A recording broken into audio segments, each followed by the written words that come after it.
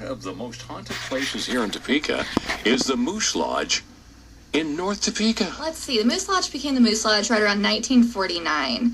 And around, I believe, it was in the 70s, there was actually a law enforcement officer that had gone to investigate a report over there, and he was shot on the roof. This is a story I've heard, yeah. Mm-hmm. And there's actually multiple spirits at the lodge, but one of those is actually reported to be that law enforcement officer. And I've been sitting in there during investigations, sitting down at the monitor, watching all of our cameras, and I've heard somebody run across the roof.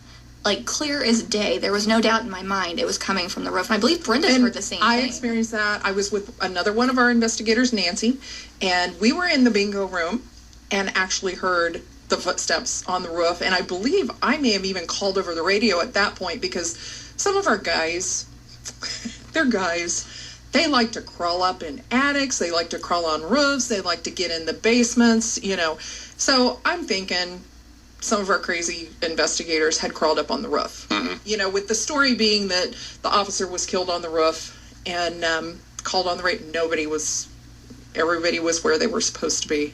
Wow. And it just sounded like footsteps. I mean, it wasn't even footsteps, it was running. It sounded like running across the roof. Any pictures from that area? Any orbs? We didn't get any pictures. There's actually reports of a blue orb on the north side of the building. And I've been with groups of individuals that have gotten it on a camera. I have never personally gotten it. But there's multiple spirits at the Moose. Brenda, I think you got bruises after we went to the Moose last time. And I know Marshall, another one of our investigators, had scratches. Yeah, What? I had a bruise on my arm and it looked like somebody had grabbed me. Marshall had scratches. There used to be, now they've done some remodeling. They took out the area like where they used it for the child care area. And in that room, there was a coat rack. And for years, they don't know whose it is. I don't know how many years it had been there, but it was this long denim women's coat. Uh-huh. And you can't even get those anymore. And when we were there the last time, multiple groups, because we break down into several groups, mm-hmm. Multiple groups went in there and the same thing happened. The coat would start turning. Mm-hmm. Mind you, there's no air vents in this room. The door was closed. Mm-hmm. There was no air circulation whatsoever. And the coat was hanging on a coat hanger that you can turn the top. Uh-huh. You know, you can move it. And it was turning. And you could ask it, face me. And it would turn and face you. You could say, face, you know, this person over here. And that person would say their name.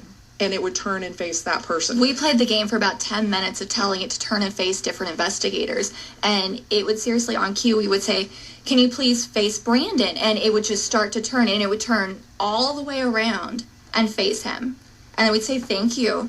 You can turn back around, and around it would go. Oh, man, I'm leaving. And then you could we even went so far as to say, can you turn it in a circle? And it would 360 degrees and right back where it started. Oh. It was awesome. And we got it on, several of us, my son got it on video, and a couple of other investigators, actually, we have it on video of this incident happening.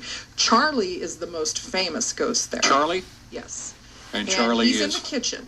And they say that he used to be a cook there, and he's pretty active. We've gone in there into the kitchen, taken K2 meters in.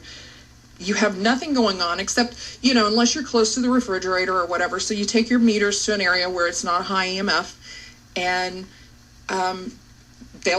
you'll ask Charlie, can you come over here by us? And every meter will just peg out. Have you seen Charlie? At the same time. Just as a shadow. Okay. Many people have seen the shadow in the bar kitchen area. And multiple people, though, have seen Charlie full on. Richard, that used to work in the kitchen, one of the men at the Moose, said he was in the kitchen, he turned around one night, and Charlie was standing right in front of him, about 6 inches from his face. Man, can you believe that story, Mike? Oh, gee whiz. Now, if you would like to go on and check out the website here, they have some pictures, and they have some video, and they have some sounds of what they recorded. Just go to the Kansas Paranormal Research Society. Now, tomorrow morning, another very popular, I guess you would say, frequently haunted area is the Jayhawk Tower. That's tomorrow morning right here. Hi, I'm Amber Lee. Join me every workday as I play 10 songs.